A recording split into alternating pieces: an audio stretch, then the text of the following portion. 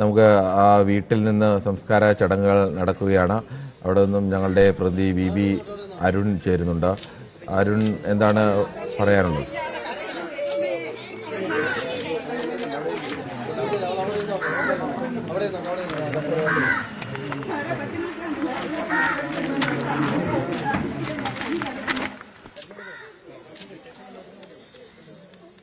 കുഞ്ഞിൻ്റെ മൃതദേഹം അവിടെ വീട്ടിലെത്തിച്ച് അല്പസമയത്തുള്ളിൽ സംസ്കാര നടപടികൾ ആരംഭിക്കുകയാണ്. ഞങ്ങളുടെ പ്രതിനിധി VV അരുൺ അവിടെ നിന്ന് ചേരുന്നുണ്ട്. അരുൺ, ഇപ്പോൾ തന്നെയാണോ സംസ്കാര ചടങ്ങുകൾ?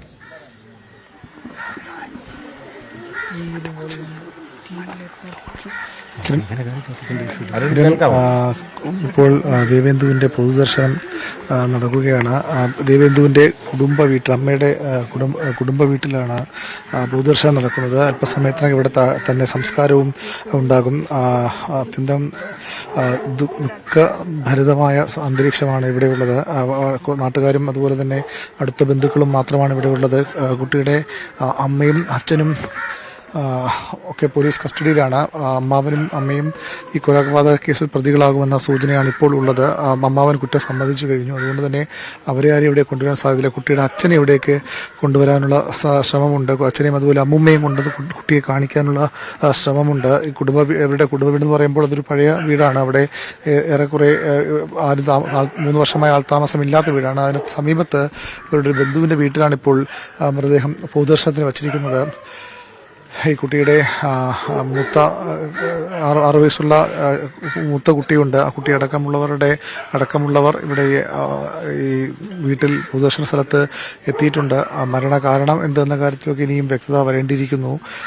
പ്രതികളെ അറസ്റ്റും വൈകാതെ പോലീസ് രേഖപ്പെടുത്തും. ഏതായാലും തീർത്തും ദുഃഖം നിറഞ്ഞ ഒരു അന്തരീക്ഷം തന്നെയാണ് ഇവിടെ ഉള്ളത്.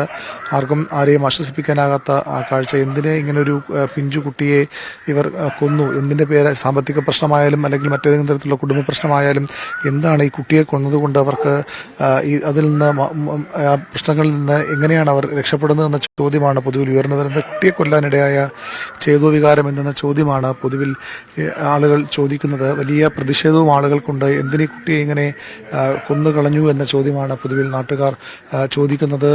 കുട്ടിയെ അവർക്ക് വേണ്ടായിരുന്നുവെങ്കിൽ ആർക്കെങ്കിലും വളർത്താൻ കൊടുക്കാൻ പാടില്ലായിരുന്നു എന്ന ചോദ്യമൊക്കെ നാട്ടുകാർ വളരെ വൈകാരികമായി ഇവിടെ ചോദിക്കുന്നുണ്ട്. പൊട്ടിക്കരഞ്ഞുകൊണ്ടാണ് ആളുകൾ ഇവിടേക്ക് ഈ കുട്ടിയെ കാണാൻ എത്തുന്നത്. 2.5 വയസ്സ് മാത്രമുള്ള ഒരു കുട്ടിയാണ്. അവൾക്ക് എന്താണ് ചെയ്ത് തെറ്റ്, എന്തിനു തന്നെ ഇങ്ങനെ ഒരു ജീവിതം ഇല്ലാതാക്കി എന്നതുപോലും മനസ്സിലാക്കാൻ കഴിയാത്ത പ്രായത്തിലാണ് അവളെ ഈ വിധം ക്രൂരമായി കൊന്നുകളഞ്ഞത്.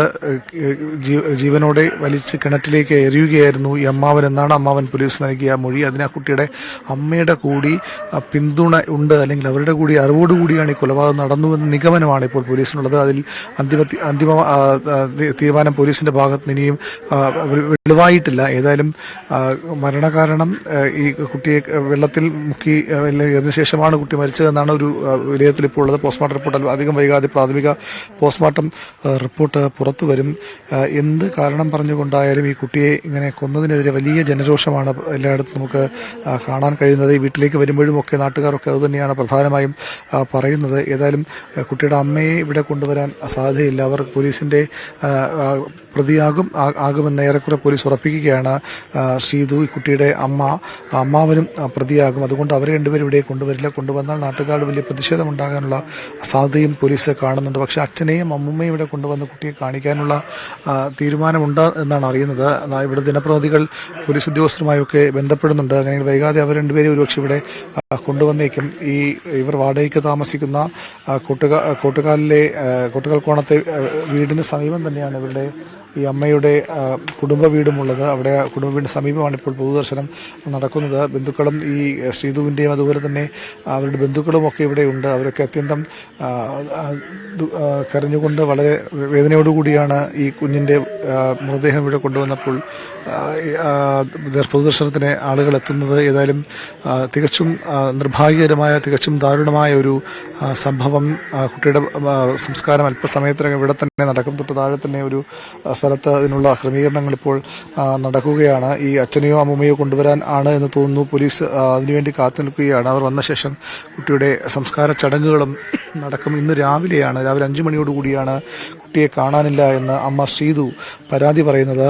വീട്ടിൽ തീ പടർന്നു. അങ്ങനെ ഉണർന്നു നോക്കുമ്പോൾ കുട്ടി അച്ഛനടുത്ത് ഉറങ്ങിക്കിടന്ന കുട്ടിയെ കാണാനില്ല എന്നായിരുന്നു ആദ്യം അമ്മയുടെ പരാതി. പുറത്തുനിന്നാരെങ്കിലും തട്ടിക്കൊണ്ടുപോയതാകാം എന്ന ഒരു സംശയവും അവർ പ്രകടിപ്പിച്ചു. തുടർന്ന് പോലീസ് എത്തി പരിശോധിച്ചു. പോലീസ് എത്തുമ്പോൾ നിങ്ങളുടെ അടുത്ത് കിടന്ന കുഞ്ഞിനെയല്ലേ, കുഞ്ഞ് എവിടെ പോയി എന്ന് ഈ അച്ഛനോട് ചോദിച്ച് ശ്രീതു ബഹളമുണ്ടാക്കുന്നുണ്ടായിരുന്നു. അപ്പോൾ അച്ഛൻ പറഞ്ഞത് എൻ്റെ അടുത്തുണ്ടായിരുന്നില്ല, കുഞ്ഞ് ഉറങ്ങാൻ കിടന്നത് ഹരികുമാറിൻ്റെ അടുത്താണ് എന്ന് അച്ഛൻ പറയുകയും ചെയ്തു. പക്ഷേ അതിനെ തടസ്സപ്പെടുത്തിക്കൊണ്ട് അതങ്ങനെയല്ല എന്ന് പറഞ്ഞുകൊണ്ടാണ് ശ്രീതുവും ഹരികുമാറും ഒക്കെ പോലീസിനോടും ആദ്യം മൊഴി നൽകിയത്. ആദ്യഘട്ടത്തിൽ പോലീസിനൊരു സംശയവും ഈ അമ്മയിലും അമ്മാവനിലും ഉണ്ടായിരുന്നില്ല. അച്ഛൻ്റെ ഭാഗത്ത് തന്നെയാണോ തെറ്റുന്ന തരത്തിലുള്ള ഒരു വിലയിരുത്തലാണ് പോലീസിനുണ്ടായത്. അങ്ങനെയാണ് പോലീസിന്റെ ചോദ്യം ചെയ്യൽ ഘട്ടത്തിൽ മുന്നോട്ട് പോയതും. പക്ഷേ പിന്നീട് ചോദ്യം ചെയ്യൽ പുരോഗമിക്കും തോറും ശ്രീജിത്ത് കുട്ടിയുടെ അച്ഛൻ നിരപരാധിയാണ് എന്ന ഒരു നിഗമനത്തിലേക്ക് പതിയെ പോലീസ് എത്തിച്ചേരുകയായിരുന്നു. മനഃപൂർവ്വം അച്ഛനടുത്ത് കിടന്ന കുട്ടിയെയാണ് കാണാതായെന്ന് പറഞ്ഞ് ഉണ്ടാക്കുകയായിരുന്നു ശ്രീതുവും ഹരികുമാറും എന്ന പോലീസിന് സംശയം തോന്നി. ശ്രീതു ആദ്യം പറഞ്ഞ പല കാര്യങ്ങളിലും വൈരുദ്ധ്യമുണ്ടായിരുന്നു. ഹരികുമാർ പറഞ്ഞ കാര്യങ്ങളിലും വിരുദ്ധമായ കാര്യങ്ങൾ ഉണ്ടായിരുന്നു. അതുകൊണ്ടാണ് പോലീസ് പിന്നീട് ഈ അന്വേഷണം അവരിലേക്ക് തിരിച്ചത്. വീട്ടിനുള്ളിൽ നിന്നല്ലാതെ കുട്ടിയെ ആരും കടത്തിക്കൊണ്ടു പോവുകയോ അല്ലെങ്കിൽ പുറത്തുനിന്ന് ആരും അവിടെ എത്തുകയോ ചെയ്തിട്ടില്ലെന്ന് പോലീസ് ഉറപ്പിച്ചു. ആ തെളിവ് ചില വാട്സാപ്പ് ചാറ്റുകളുടെ അടക്കമുള്ള സഹായത്തോടു കൂടി നടത്തിയ ചില ഫോൺ കോളുകളുടെയും വാട്സാപ്പ് ചാറ്റുകളുടെയും അടക്കം സഹായത്തോടെ നടത്തിയ ചോദ്യം ചെയ്യലിലാണ് പ്രതികൾക്ക് കുറ്റം സമ്മതിക്കേണ്ടി വന്നത്. അപ്പോഴും ഈ അന്വേഷണത്തെ വഴിതെറ്റിക്കാൻ, ഉദ്യോഗസ്ഥരെ മിസ്ലീഡ് ചെയ്യാൻ വലിയ ശ്രമങ്ങൾ ശ്രീതുവിൻ്റെയും ഹരികുമാറിൻ്റെയും ഭാഗത്തുനിന്നുണ്ടായി. ആദ്യം തന്നെ അച്ഛൻ്റെ ഭാഗത്തുനിന്ന് തെറ്റില്ല എന്നൊരു പ്രാഥമിക നിഗമനത്തിലേക്ക് പോലീസ് എത്തിയിരുന്നു. പിന്നീട് അമ്മുമ്മയ്ക്കെതിരെയും സംശയമുണ്ടായി. പക്ഷെ ഇപ്പോൾ